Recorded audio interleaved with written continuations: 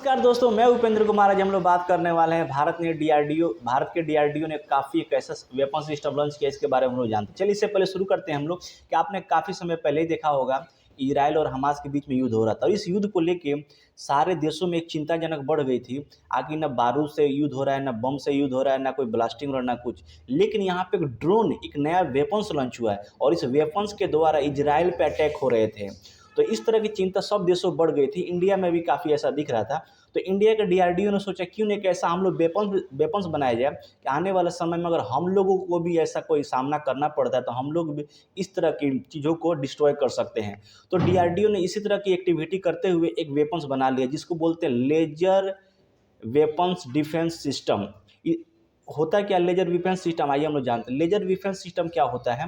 जो कोई भी दुश्मन का कोई डिफेंस सिस्टम हो, अगर आसमान में उड़ता हुआ दिख रहा है तो उसको क्या करता है, रडार लॉक करता है, लॉक करके लेजर बीम सिस्टम के द्वारा उसको डिस्ट्रॉय कर दिया जाता है कुछ सेकंडों में, और इसे कुछ सेकंड में यूज कर देता है। लेकिन सबसे बड़ी बात है कि आने वाला समय में जो भी लेजर बीम का उपयोग, आने वाले समय में लेजर बीम का ही युद्ध होने वाला है, क्योंकि हर देश चाहता है कम खर्चे में ज़्यादा से ज़्यादा वो किसी भी देश पर अटैक कर सके और अपना खर्चा भी कम कर सके। लेजर बीम के द्वारा कोई देश किसी देश के ऊपर अटैक करता है, मात्र इसका कितना 1000 से 2000 रुपये का खर्चा आता है। लेकिन इंडिया ने इसको और सस्ता में करके दिखाया। इंडिया मात्र इसको 2 लीटर में ही, पेट्रोल में ही करके देखा। 2 लीटर पेट्रोल डालिए और आराम से 5 किलोमीटर किसी भी एयर डिफेंस को आप वहाँ पर डिस्ट्रॉय कर सकते हैं। इंडिया कहा जाए देसी टेक्नोलॉजी के हिसाब से इसको बना के साबित किया है। इसका एक्सपेरिमेंट भी कर दिया गया है और इसको सफलतापूर्वक दिखा भी दिया गया कि हमारा डीआरडीओ सिस्टम ऐसे काम करता है और इजीली ऐसे वर्क करता है। लेकिन सबसे बड़ी बात है इसकी मारक क्षमता मात्र 5 किलोमीटर ही है। इसको और भी आगे बढ़ाने के लिए डीआरडीओ काम कर रहा है। इसको किसी ट्रक पे लाद के या फिर किसी और भी ऐसी चीज़ों पे लाद के इसको कहीं भी बॉर्डर पे इंस्टॉल किया जा सकता है।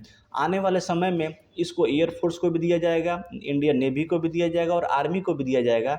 आगे बॉर्डर पे इसको इंस्टॉल किया जाएगा। इंस्टॉल करने के साथ साथ अपनी सिक्योरिटी को बढ़ाया जा सके। तो आने वाले समय में इंडिया के लिए भी हर जगह अपने आप को प्रिपेयर करने की आवश्यकता है, क्योंकि चाइना भी इधर वेपन सिस्टम के रूप में इसको 1980 में ही बना लिया था।